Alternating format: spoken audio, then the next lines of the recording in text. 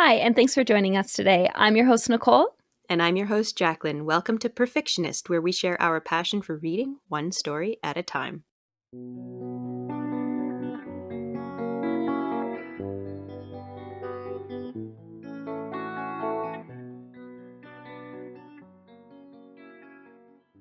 Hey there, and welcome to Books and Bevvies. This is the place where we dive into the wonderful world of books while sipping on some tasty drinks. This episode, we're exploring the enchanting realm of fractured fairy tales where classic stories get a clever twist. And to make our discussion even more delightful, we suggest sipping on a Once Upon a Time cocktail. It's a whimsical blend of blackberry, lemonade, lemon juice, and sparkling water, garnished with a sprig of thyme. So grab your favorite fairy tale inspired drink, get comfy, and join us as we chat about these enchanting and imaginative stories. Cheers to good books and great company. So when it comes to updating like classic fairy tales, there are kind of three distinct subgenres. There's like the retellings, the parodies, and the fractured fairy tales. Although these terms I think are like interchangeably used at this point. Like I think people will use them to describe all retellings or all reimagined fairy tales. There is like in the literary sense, there is a distinction between the three. And a retelling is like the same story with very minor things changed. And I was thinking kind of like Ella Enchanted, but the movie seems very much like a spoof. Like if you've watched the movie Ella Enchanted, it seems like it's very much making fun of fairy tales. But if you read the book, it doesn't like it's still very humorous, but it doesn't really have that vibe of like poking fun. It seems more like it follows true to like the Cinderella storyline, but just with like a little update, a little twist to it. And then also there's a like classic novel called Beauty by Robin McKinley. And I feel like she's like kind of started the whole retellings a little bit.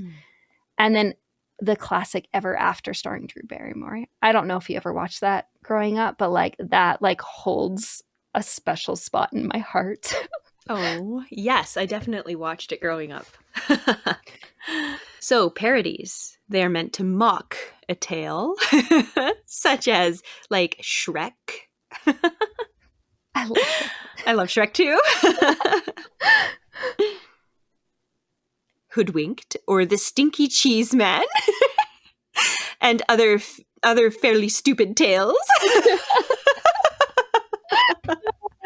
I feel like these are kind of older references, but I feel like it was a bit of a time ago that these were like early 2000s when the parodies were like super in vogue. Yes. Like, I loved that time. I do love a good parody. I know. I was like, I feel like parodies are where you thrive. Yes. Oh, I could get so off track talking about parodies. Where a fractured fairy tale uses characters or concepts of a fairy tale to tell a new story with an updated message. They can be more complex, and they're written to change the original story. For example, The Lunar Chronicles by Marissa Meyer and Never After by Emily McIntyre. I think that like fairy tale reimaginings or retellings have been around for so long. And Yes. looking at kind of the timeline, because I remember when we were, I would say, like teenager, maybe like young adult, it seemed to be everywhere. And that was kind of like the Once Upon a Time era when Yeah. that TV show came out. Like it Yeah. seemed like everything, like there was movies, there was books, there's TV shows Yeah. all around the fairy tales. Yeah. I was surprised to find out that it was popular way back in like the 60s. And Yeah. do you remember Rocky and Bullwinkle? Like, it was kind Yes. of before our time, but, like, I sort of, like, you know, like, our parents maybe talked about it or whatever. I Yeah. guess they had a segment called Fractured Fairy Tales, and it started in 1959, and I guess that kinda kicked off a, like, stream of these retellings that never really went away. Because like, even up until very recently, we are still getting new renditions of these tales coming out, and people are eating them up. They're just so yummy. I kind of feel like it's the same kind of vibe as, okay, I'm going to retell this classic fairy tale, or at least gain a lot of inspiration from it, sometimes even using the same names as Mhm. in the fairy tale. But it's sort of like it will always be popular to redo or reimagine in another way, sort of like any kind of Marvel Yeah. superhero, you know. It's the same kind of vibe. It's like, how many origin stories of Spider-Man can you have? Right? Unlimited. It is unlimited. Unlimited, The answer is apparently. unlimited. Yeah. Exactly. I think for myself, the Once Upon a Time TV show, it's like that's kind of what I think of when I think of Fractured Fairy Tales, just because like I watched that entire series. Like I absolutely loved it. I Hmm. loved like I feel like it stuck quite true to the fairy tales, but it definitely gave its own spin on things. Like Belle was in love with Rumpelstiltskin. Yes, yes. And like, and but also like the modern setting that the town is in and everything. Mhm. Like it's, yeah, it's actually like a perfect example of fractured fairy tales. Yeah.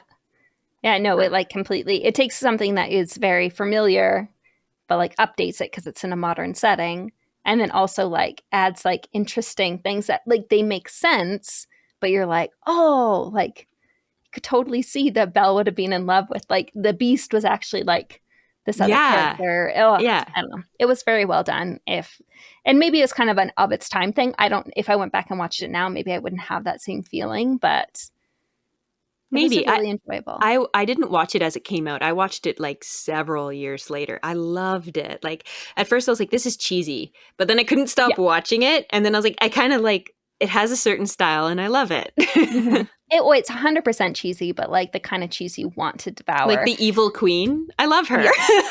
And then yeah, and like her story arc is wonderful, and Hook. I mean, can we Yes. talk about like changing Hook into a sexy shadow daddy?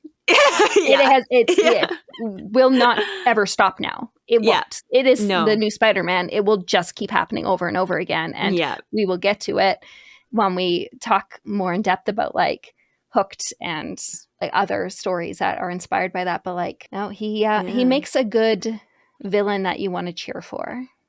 Hmm. Yeah, absolutely. We're like an anti-hero. Hmm. Yeah. So key features of fractured fairy tales, we kind of went over this, just well, more in like insinuation, but like, so a modern setting instead of the traditional fairy tale setting, there can be gender swaps. um I feel like there can be name swaps, but who the characters are representing. Yeah, There can be like that, there's this like super villainous bad guy in the original fairy tale, but actually he's more of like an anti-hero vibe in the fractured fairy tale, or misunderstood somehow and like actually isn't so bad. yeah. No, I feel like the villain redemption or like the spin on the villain is huge. Like the whole Descendants, like we didn't even mention Descendants. Like that whole series, isn't that all about like villains being the good guys? And yeah, there's just like a lot of examples where they take that angle. Even like Hmm. Maleficent and Hmm. Wicked, like those are kind of like earlier renditions of taking the idea of the villain story and making it into giving their background time to shine. Yes. I do notice that like often when it's put in a more modern setting, they'll either remove magic completely or make it a lot less, which I think it depending on what you're like, some people don't really like fantasy as much. So then to take these stories and kind of take the fantasy out of them and really set them in more of a modern setting can be, I think, really intriguing for people who like a more contemporary story. Hmm. Hmm. But then there are others who do keep that magical element too. So you get a little bit of both, which I Hmm. think is another fantastic thing about these types of stories is it's almost like they take one genre and then make it presentable to a much wider audience by retelling it in Yeah. different ways. Yeah, definitely.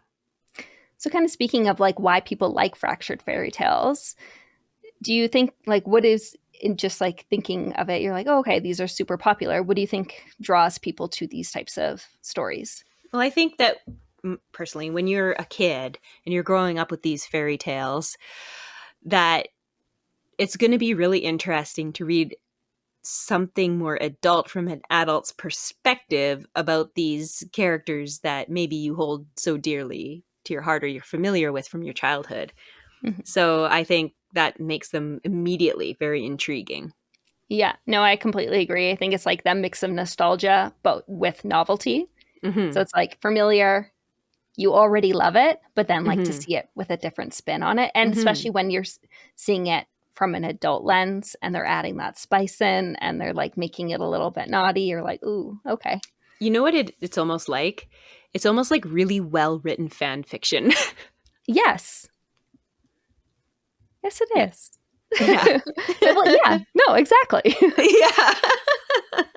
And apparently there's been studies done and like research on literature. Like obviously there's been studies done on literature, but one in particular mentioned that people like stories that they relate to Hmm. and they can like, I think, kind of envision themselves in them. So I think by setting a classic fairy tale in a modern setting, it's easier for people to then get absorbed within the story. So that could be another reason why people enjoy the updated version maybe more so than the classic version because it just seems more relatable. Oh, that completely makes sense.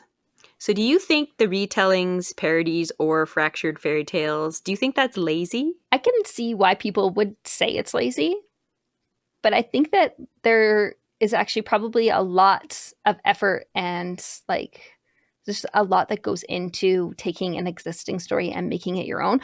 Almost like more pressure in a way because you don't Hmm. want people to say, "Oh, you're just reusing someone else's idea." So like Hmm. then to like make it your own and make people see it and like have it stand on its own legs, I almost feel like it'd be harder and like you would have to work twice as hard to make people think like you're not standing or like what is it, the coattail thing?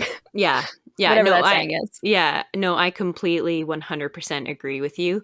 It's almost like remixing a song. Like there's a certain amount of pressure there because and I mean, fairy tales too are classics. Like they are classics that stand the test of time. So I think that there's definitely more pressure. I think it would take just as much creativity to reimagine a fairy tale and put your own spin on it as it would to create your own story. Mm-hmm. So I personally wouldn't be interested in writing one, but I have lots of respect for people who do because to me, like to dive into a topic that's been so widely read already and then to put Yeah. your own spin on, I think is pretty brave. Yeah, me too. And it kind of makes me think of Sarah J. Maas in the sense that like Throne of Glass was originally supposed to be like like started out as like this Cinderella fractured fairy tale, but totally took on a life of its own and kind of Hmm. basically completely that went out the window in a way. Yeah. Like there are a few elements where you're like, oh, I can see where that inspiration had originally come from, but it's very, very few. Yeah. It's hard to like make those connections without knowing that that was an inspiration. So it's Hmm. like you can see that clearly it's like you start off with this inspiration, but then it just like Yeah. it's Got its easy. a life Maybe it's of its easier own. to like take on a life of its own. Yeah. That's But awesome. they are very, very magical tales, and I think will be around forever because of the reasons we discussed. Just like they're so nostalgic and they're so fun to see other people's perspectives and to just kind of hear from hear from Yeah. the different characters that don't always get the spotlight. So Yeah, I completely agree. Well, thank you for joining us. We hope you enjoyed this week's episode. and in our next episode, we're going to take a closer look at fractured fairy tales with a heavy spoilers discussion on Emily McIntyre's Hooked.